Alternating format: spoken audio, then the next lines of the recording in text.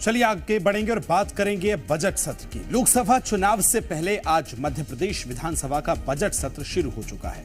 मध्य प्रदेश में आज यानी बुधवार को विधानसभा के बजट सत्र का पहला दिन रहा और इस दौरान प्रदेश के राज्यपाल मंगूभाई पटेल ने अभिभाषण दिया है, जहां उन्होंने अपने अभिभाषण में सरकार की योजनाएं और उपलब्धियां गिनाई। राज्यपाल का अभिभाषण करीब 48 पेज का था, मगर राज्यपाल अपने अभिभाषण का सिर्फ कुछ हिस्सा ही पढ़ पाए, क्योंकि राज्यपाल के अभिभाषण के बाद ही विपक्ष ने हंगामा शुरू कर दिया, जिसके कारण उनका अभिभाषण पूरा नहीं हो पाया और सत्र को कल तक के लिए स्थगित कर दिया गया।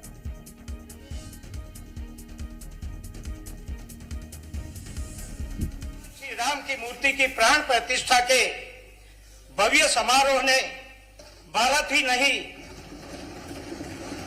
पूरे विश्व को श्रद्धा, भक्ति और आस्था के सराबोर कर दिया।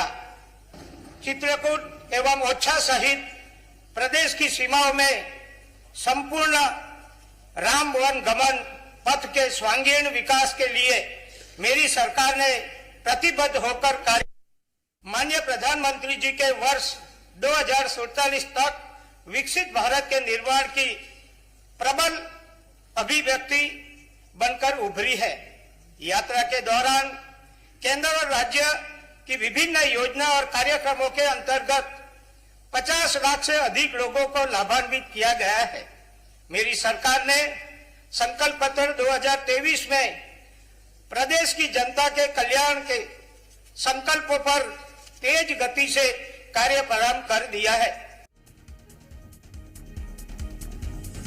राज्यपाल के अभिभाषण में राम मंदिर में प्राण प्रतिष्ठा, चित्रकूट और ओरछा में राम वन गमन पथ को लेकर सरकार की प्रतिबद्धता बताई गई और इस दौरान कांग्रेस ने राज्यपाल के अभिभाषण के बीच में सदन से वॉकआउट कर दिया और अब बजट सत्र को लेकर प्रदेश में सियासत शुरू हो गई है। अभिभाषण पर विपक्ष की दूरी को लेकर बीजेपी ने कांग्रेस पर निशाना साधते हुए कांग्रेस को एक बार फिर राम विरोधी करार दिया है।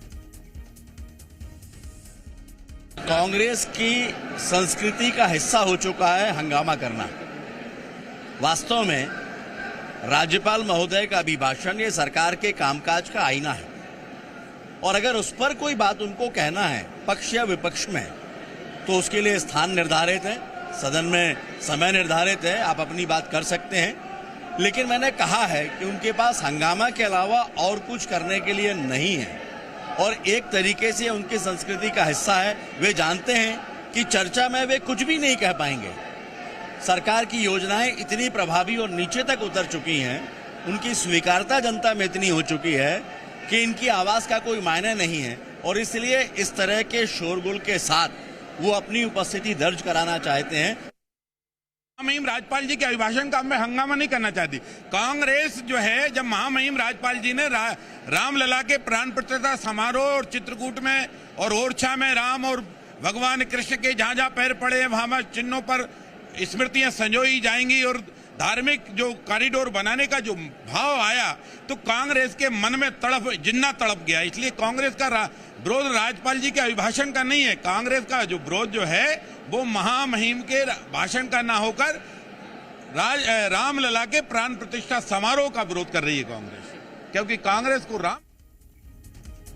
तो कांग्रेस ने भी मध्य प्रदेश सरकार को निशाने पर लिया और कहा कि हम विधानसभा में झूठ सुनने नहीं आए। सरकार पूरी तरह कंगाल हो चुकी है और प्रदेश में कुशासन चल रहा है। संकल्प पत्र में जो प्रमुख मुद्दे थे भारतीय जनता पार्टी के, चाहे धान खरीदी को लेके 3100 रुपए में, सरकार ने अभी तक नीति तय नहीं करी। इससे स्पष्ट होता है कि इनकी नीयत खराब है। सरकार ने संकल्प पत्र में कहा था कि हम 2700 में गेहूं खरीदेंगे। आज किसान की फसल तैयार खड़ी है, उस फसल को खरीदने वाला कोई नहीं है। तो क्या सरकार उसको लेके राज्यपाल के अभिभाषण में आश्वासन नहीं कर सकती? आप जब कैबिनेट करते हो तो आपको उस कैबिनेट के अंदर इन किसानों के बारे में बात करनी है, ना कि आपको उज्जैन के अंदर बड़े बड़े फेयर की बात करनी है। किसानों को ठगा गया है, लाडलियों को ठगा गया है, बहनों को ठगा गया है और ये लाडली बहनों के साथ किसान, लाडली, बेरोजगार धोखे के लिए सरकार है और हम लोग ये सुनने के लिए नहीं आए, इसलिए आज हमने वॉकआउट करा। पूरी तरह से कंगाल हो गई है। बीजेपी का कुशासन था ये कि पूरी तरीके से सरकार को कंगाल कर दिया है। इनके पास पैसा नहीं है। आदिवासियों के जो शिक्षा, स्वास्थ्य और सेवा में उपयोग होना था पैसा, उसका 207 करोड़ रुपए दूसरे विभागों को दे रहे। तो आदिवासियों की क्या गलती है?